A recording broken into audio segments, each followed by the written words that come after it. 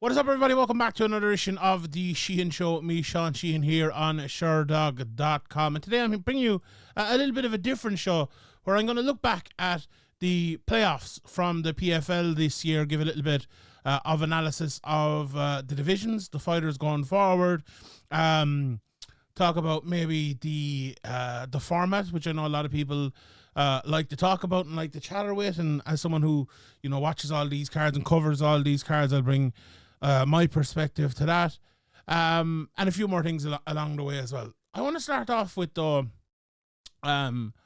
few stats and a few just very, I suppose, rudimentary or fundamental stats about this year's playoffs, because watching it, and maybe I'll keep this for the analysis of the opinion part of it. They did seem to me a little bit different this year. I mean, no, I'm not going to stack them up against past years. I'm going to look at them on its merits and on this year itself. It feels to me a little bit, and I could be completely wrong here, but a lot of people at the moment are kind of like, imagine if we get to next year's tournament, right? which is a bit odd, right? Because it feels like this year it all came around a little bit quick for the PFL and Bellator to put all their best fighters together and put them into the season-long tournament. A lot of them fought at the start of the year as well, a lot of the best champions and stuff. And I feel like it could be a little bit different next year. And I'm not sure how it's going to look next year. Like, will these cards be more stacked? Like, it feels like the PFL/Bellator are trying to put on the best fights they possibly can, put their best fighters right up against each other. And some people criticize them for that because they're putting on some rematches and things like that. But I don't know, like, I'm very much in the middle with it at the moment, and I want to see how it works out for them. But I also appreciate them trying to do that. Even like this upcoming fight, the Paul Hughes AJ McKee fight. Like, is that the smartest fight for the future you could put on? Probably not. But also, you're giving us a guy in Paul Hughes who we wanted to see fight better guys or fight upwards for a good few years now against one of the better guys, and you're giving AJ McKee the best prospect in the division. So, it's very hard to complain about that, to be honest. But at the same time, you kind of have in the back of your mind, is this the right strategy to be taken? Right? That we have seen bits and pieces of that in the tournament this year, or in the season. I keep calling it a tournament, it's a season. And I appreciate them calling it a season because it isn't necessarily a tournament, right? But is that something you're going to carry forward into next year and make it even more competitive with more of the top guys? Like, let's say, they've promised you Casey and Hughes both entry into the tournament next year. Like, is AJ McKee going to be in it as well? Is Patricio going to be in it? Is, Clay Collar going to be back in it? Is Primus going? Let's say you've all those lads and you're throwing one or two more, maybe a couple of lads whose names I'm missing or whatever there. That's going to be very, very, very strong. And all the matches you make there are going to be very, very strong as well. Now, that's not always possible for all the divisions, but it is something. Now, especially one of the divisions this year, they did do it in it, and it was very, very, very competitive and very good. And I suppose we will see next year. The point is about this year, though, because I don't want to necessarily look ahead to next year, although I have there a little bit. I feel a lot of the fighters, and I repeat it, like, they are looking at, I'm fighting not just for the million, not just for, the next fight or anything like that. I'm fighting for maybe a place next year, maybe my future. Because there's, the PFL put on 10 cards a year, plus the others, the pay-per-view cards and the Bellator versus PFL card. But it's, how many cards they're putting on outside of the, the European cards and all of that, and the MENA cards and the Africa cards that's going to be coming up. What did they put on? 13, is it, or something like that? Let's say even if they put on 15 cards a year or 20 cards a year, they have way more fighters than that because of the Bellator purchase. And I know obviously Bellator have how many 10 fights a year, or 5 to 10 fights a year, whatever it might be as well, which certainly does help. But it's, there are the Bellator and PFL have said this straight out. They're not going to be able to keep everyone for the foreseeable future. They're not going to be able to obviously put everyone into the season brackets. So these lads are fighting for their future. Like Clay Collard lost a couple of weeks ago. Like, is he going to be in it next year after being in it for years and years? Like, if all those names I said there are going to be going forward, and you have a few new names as well, it's going to be very hard for someone like Clay Collard to get back in there. Or say even like the likes of Chris Wade or Bubba Jenkins or others like that who've been in the tournaments for years and years and years. If you sign the likes of Paul Hughes, the likes of JKC, James Gallagher is in obviously PFL Bellator now, and you have the likes, Brian Moore. You have all the people that came over from the European bracket as well, the PFL Europe, the PFL. Mina had some good fighters last year. There's a lot of them kind of being promised places as well. It's a very interesting time. So I think a lot of people are kind of edging in that direction of trying to kind of keep their place for next year. And the stats to kind of back that up a little bit are the 12 fights that we had in the playoffs this year.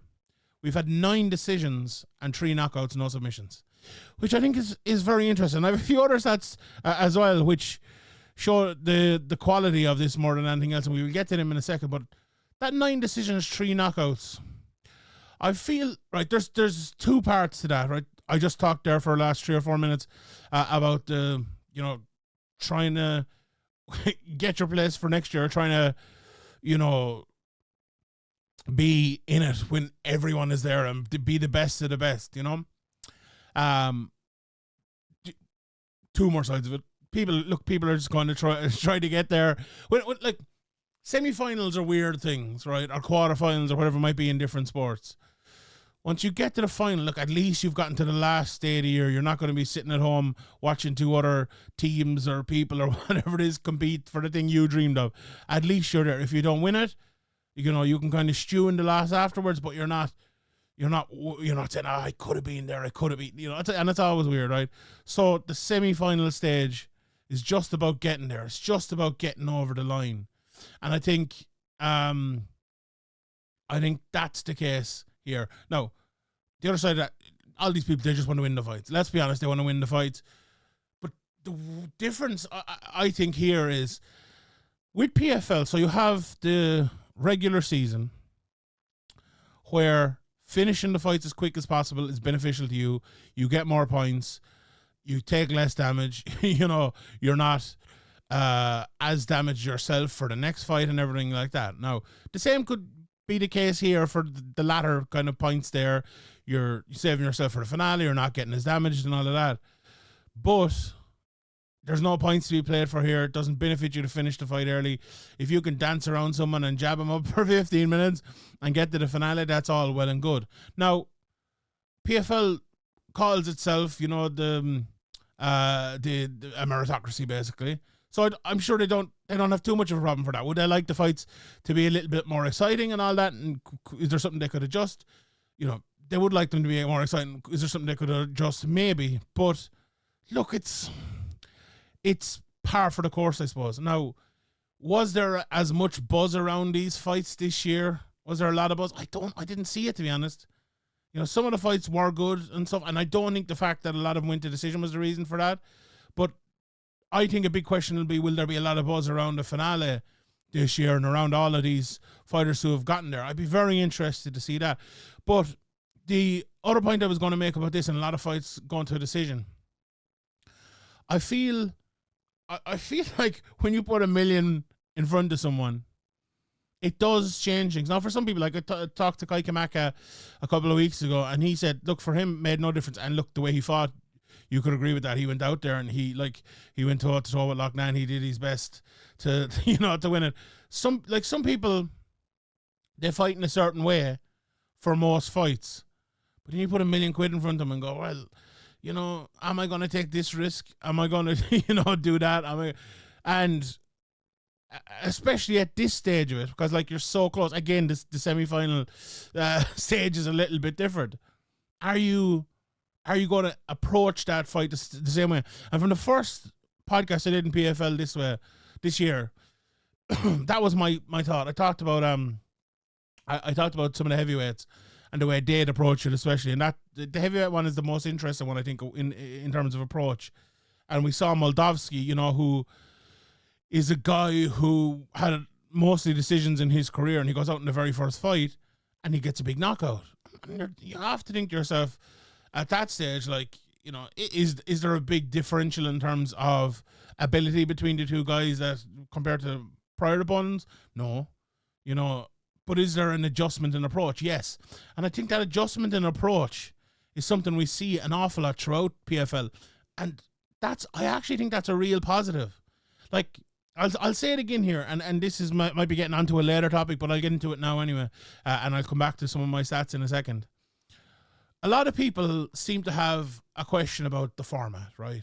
I don't like this format. I don't like the season format. I think when it gets to the playoffs and gets to the finale, I don't think people have much problem with it, but people want to see a kind of, straight knockout, or look, let's just have a normal promotion and let's just have fights on a Saturday night and let's have a belt and all of that.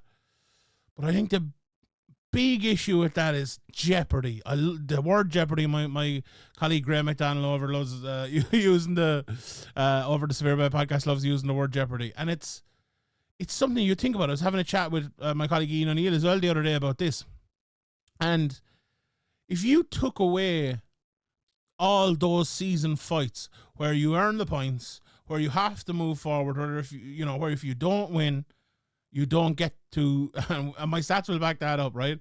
If you don't win, you don't get to the next stage. Now, I know, okay, there's a couple of fights in that, earning the points, the table, and then getting to the next stage, right?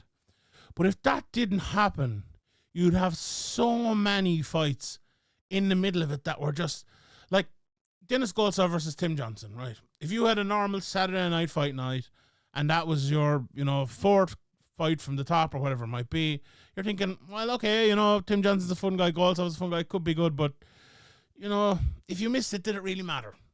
If that was on a UFC card, if you missed it, did it really matter? No, right? Not really. But you have it here, and the winner of this gets to go out for a fight to get $1 million, to be the champion. It matters massively. And the same for Popov and Vassell, and the same for Dejeva Bishop, and the same for Talia Santos versus Carmouche. That's 4 fights on a card. And then you have 3 cards in a row, and there's 4 fights on all of those cards that all matter. 12 fights, right, in the space of 3 weeks, this year 4 weeks, because they did a break week in the middle. But, like, imagine, take away the UFC pay-per-views, right? But imagine 3 UFC cards in a row where you have 12 fights that really matter, right? 3 cards with no title fights on them, and you have 12 fights that really, really, really matter. I don't think the UFC can do that, right? And that's why I think the format is good. That's why I think the format needs to stay. What they need, look, the issue here is getting people in, realizing what the format is, watching the fights, and going from there. I don't think the format hurts. I think it helps because it makes fights matter. The hardest thing in mixed martial arts these days with so many fights is making them matter, right? You even see, like, let's say last week in the UFC, give us a random fight, Michael Morales versus Neil Magny, right? A fight, look, that fight got Michael Morales probably, I'm recording this before the rankings come out, but, it probably got him a 13 ranking or something. Look, it does matter. It's good. But, like, does it affect your next fight? Will you be getting a load of money because of the next fight? Will you be fighting for a title because of it? No, you're going to have 2, 3, 4 more fights to get there. Now, sometimes there is, like, let's say, I don't know, let's say Ian Gary fought Leon Edwards, right? Okay. That fight matters. You're going to be fighting for the title if you win it, right? But how many of them do we actually see? Like, how many of them do we really see? And okay, I know there's probably people out there listening to me go, Sean, look, every fight matters for every fighter. And of course it does. Of course it does. I'm not saying that at all. But to the fans at home, to the people who are tuning in, I think PFL, they have something there. It's just to enthrall people with it, get them in, get them to understand it. Because even a friend of mine, I know, he was listening to Don Davis last year. He was on TalkSport over in the UK, and he was listening to him, and they're listening about the format. And he goes, that makes sense. I might actually tune in. That sounds like something. I'm a very casual MMA fan. But I feel just to getting the people to tune in, getting people to care, I think is if they can, and that's the hardest step. Look, let's be honest. But if they can do that, I really think they have a winner. But getting people to do that is the tough part. Right. I want to pop back to these stats here for a second. And I won't bore you completely, but I want to read out this. And what this is the 12 fighters who have qualified for the what is it? Yeah, the 6 finals, right? So the finale is going to be coming up. When is it? November, December, whenever it is. There's 12 people in it. Dakota Dacheva, Talia Santos, Denis Goltsov, Popov, Impa Kasanganay, Yeshimurdov, Rabadanov, Primus, Brendan Loughnane, Khizriev, Musayev, Umalatov, right? So let me read out for you, and this is very, very interesting because a lot of the talk about the PFL is, there's too many rematches, a person loses and they get another chance, and this guy just beat that guy and he's going through and that other guy is gonna, how is that fair, right? Listen to this, and I'll do this. I could do this quicker, but I'll do it for I'll do it for effect there a little bit, right? Here are the records in the 2024 season. Here are the records in the 2024 season of the 12 people who will be competing in the PFL finale card for the belt for the $1 million. Okay, here we go. Dakota Dacheva, 3-0 this year in the season. Talia Santos, 3-0. Denis Goltsov, 3-0.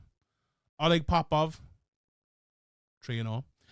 Impa Kasanganay, 3-0. Yashimurdov, 3-0. Rabadanov, 3-0. Primus, 3-0. Loughnane, 3-0. Khizriev, 3-0. Musayev, 3-0. The last one, Umalatov, 3-0. So every single fighter this season in the PFL finale has won all their fights. If that isn't a meritocracy, if that isn't the best, the cream rising to the top, I don't know what is. You have to give them credit for that. You have to give the PFL credit for putting a load of people in there, and all the best fighters who proved it got to the finale and are now fighting for the belt and are now fighting for the $1 million. Isn't that something we're massively frustrated with in other promotions? Like, this guy, this girl, they deserve a title shot. They deserve to be moved forward. They're being held back. Isn't that always the thing we criticize them for? I know. I feel like I feel like I'm taking a de facto PFL promoter route here, and I don't mean to do that, but I just think there is a little bit of a misconception about this going around, and I like to clear up misconceptions as people though, and I do. As I said, look, I'm staying up till 6 o'clock watching these cards to cover them, and I do enjoy them. They are good. They matter, and that word matter again. It's a big thing. But I was, trawling through Sherdog there, looking at the records of those 12 fighters, and it's very interesting. Honestly, I got to the last two. I'm like, geez, I hope they're 3-0. I hope this is all correct. But I think that's fascinating. I think that's really, really fascinating that, the best of the best got there. And, 6 of them are going to end the year 4-0, and 6 of them are going to end the year 3-1, which, again, I think that's just brilliant. Like, that's just absolutely brilliant. Now, maybe there's a draw thrown in or something, but I think that's fascinating. I think it's really, really fascinating. So, yeah, I just wanted to put that out there as well. Right, let's just run through the divisions quickly. Now, obviously, we'll have a preview for the finale and we'll be looking forward more, but I want to give just a quick look at the people in, and maybe I won't go through every division, but maybe I will here as well, but I just want to touch on them quickly, right? So let's start with the heavyweights, because then I think the women's flyweights is the most fascinating one. I think it is by far, and we've touched on it before. But the heavyweights, we have Popov and Goltsov, right? Goltsov, a guy who's been around for a very long time, a guy who, has gotten to the precipice so many times, lost to Hinan Fahea, lost to Antti Delia, lost to Ali Assiev, but has been there or thereabouts, and he's won every other fight since 2017 apart from him. How many fights? 1, 2, 3, 4, 5, 6, 7, 8, 9, 10, 11, 12, 13, 14, 15, 16. 16-3 over his last 19, I believe, if my counting there was right. That's an unbelievable record to have for a guy like that, for a guy who has, failed to hit the very top, you know? It's crazy. And look at his opponent's record, 19-1. You know, okay, he hasn't been at that level for as long. You know, he fought a lot in different places where it's EFN or M1 or FNG, and, you know, came to Bellator in 2023 only. And he's 4 fights in the Bellator / PFL as well. But he's a very, very good fighter and a very good record as well. At heavyweight, it's very hard to even if you're on the on a less worldwide scene, to get all those wins. It's very difficult at heavyweight. So to have two guys like that, who I think people who have watched the PFL for a few years or follow heavyweight MMA respect those, because like the heavyweight division, you know, I've talked about it with Aspinall many times, and how he struggles, I think, to, you know, let's say if Jones went away, you know, you have the Cyril Gane fight, and then you have what? You know, nothing else. There isn't that much at heavyweight. And for the PFL to produce two guys like this, and then to have obviously Francis Ngannou fighting Renan Ferreira coming up not too long away, it's very good. And I would say the same thing about the women's flyweight division. Now, this women's flyweight division has been absolutely excellent this year.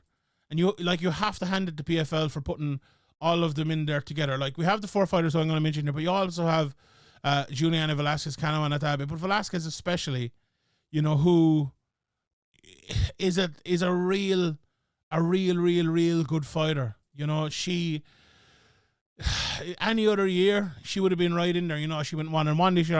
Unfortunately, lost to Carmouche, but she would have been in there any other year. But then you have Carmouche, Taya Santos, Jenna Bishop, and Dakota Ditcheva, right? So, and look, I don't want to repeat myself here, but for the people who haven't heard me saying this before, all the other years in the women's divisions, they've been one horse races, right? And only, once that one horse fell, and her name was Kayla Harrison, and she lost to Larissa Pacheco, right? That was fine. But every other year she won it. The next year she was gone, and Pacheco was the one, and then she won it, 2 years in a row. There's never been a competitive year. You've never had a year at the start of it where, here's 2 people who can win it, right? Like if what do I want to call her, Clarissa Shields? If Kayla Harrison had come back and fought the next year, you could have said then, but it never happened, and it never happened. This year, you look at the start of it and you go, okay, is Carmouche going to win that? Is Santos going to win that? Is Ditcheva going to win that? You saw Bishop's first fight where she did very well against Santos, and you're kind of thinking, oh, maybe she can win it. And then you look at Juliana Velasquez. If she had gotten through, you know, unfortunately she came up against Carmouche, but if she had gotten through, she could have caused trouble, I think, you know, to a couple of these ladies here as well. You know, who, and the question is, we have Ditcheva and Santos in the finale. Like, Ditcheva, I don't think anyone would disagree, the top prospect on planet Earth at that division. And Talia Santos, who was very close to winning the title in the UFC in that division, who I don't know how she looked as good since, but sometimes there's that, you know, you're in the UFC, you come out of the UFC, you have, and even if it's going to the UFC, but you change over, takes a bit of time, but now you're fighting for the million, now you're fighting for a title. I'm sure that any of those adjustments, any of those questions will be gone by the time this fight starts. And it's very rare that you get a fight like that in divisions, you know, the women's divisions, but also like heavyweight or 125 pounds or a couple more. You very rarely get fights that deep outside of the UFC. Now it's becoming better, and the top divisions, look at 135, look at the Patchy Mix fights he's had over the last while, look at 170 pound fights we're having. It's massive. But I think for this women's flyweight division, I think it's massive. I think you have a winner here, and I think you go back and you do this tournament again next year with the same people and try to add someone. Try, you know, if you could, I don't know, who could you sign? Let's say Rose Namajunas' contract is up, or Aaron Blanchfield's contract is up, or, you know, Shevchenko, you know, loses, and just pack it. Absolutely pack it. You know, if the UFC decide to pass it Danny McCormick, get her in there. You have the Invicta champion in there as well. And I know, you know, she fought at that weight class last week, but I really think they should do it, because they have something here. This was the best division they had this year, in my opinion. Maybe not, the 170 is fantastic, but I really enjoyed this the most. To move on to the other divisions then, I think light heavyweight's very, very interesting. The thing about light heavyweight is we had the four people in the semifinals, Kasanganay, Silveira, Wilkinson, Yashimurdov. We had three of them basically there last year, and I know Wilkinson was down a weight, but Yashimurdov is kind of the new blood coming over from Bellator. The thing I would say, though, is I think Kasanganay has gone to another level. I think Silveira has gone to another level. And, Wilkinson coming up was a new breath of fresh air in there. Plus, Yashimurdov fought very, very well. So I couldn't, there's a lot to like in that division as well. The lightweights kind of speak for themselves. It's always good. I think you look at it from the start, Rabadanov is always the guy who stood out as, like, that guy is going to win it, I think. And it stood out as well. And if you go back and listen to what I said in one of the first, previews this year, Brent Primus was a guy who me anyway, and I think a lot of people who know Brent Primus now through the years are like, that guy is made for this.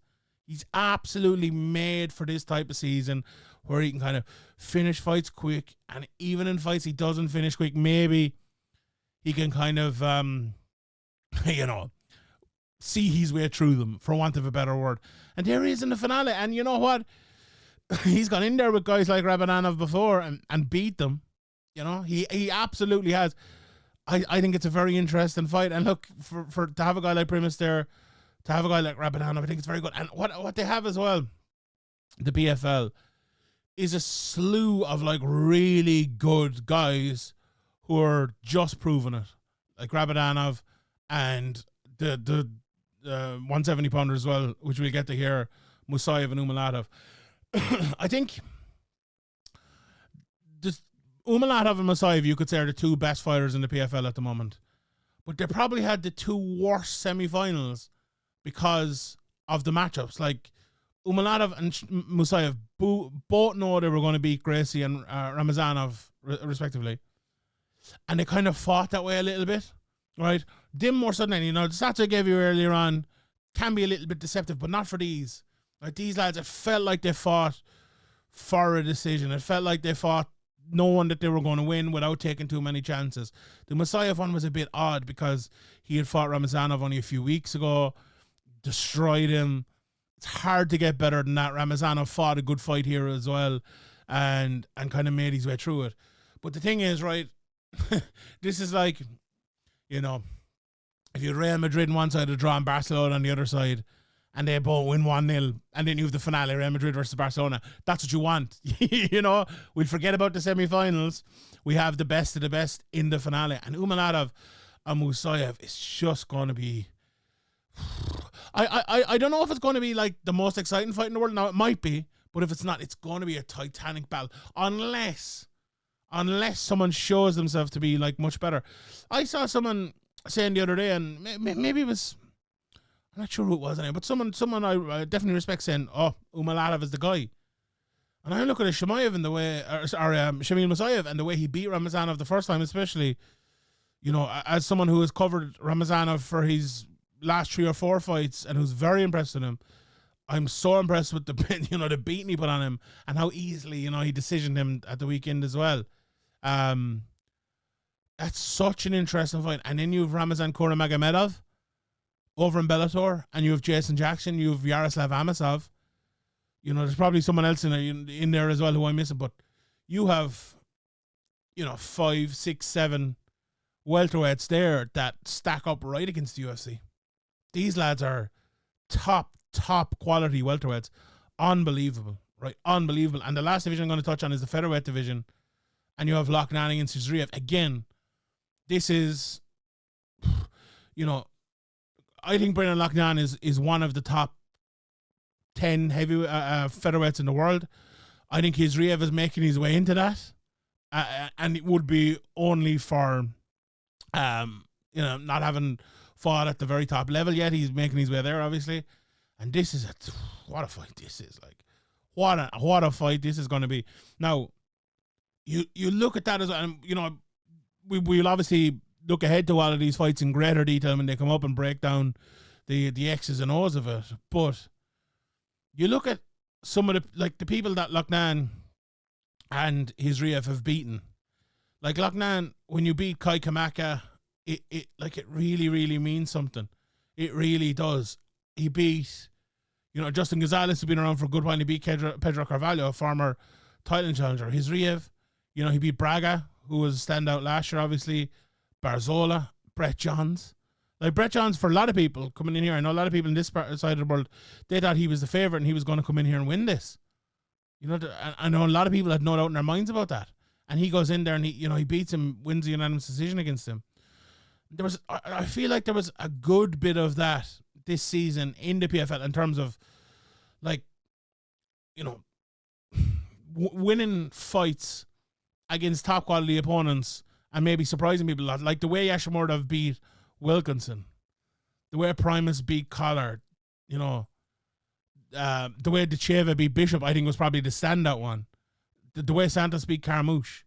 The heavyweight's a little bit different maybe, obviously, but very, very interesting fights. And like this, do you know what this is?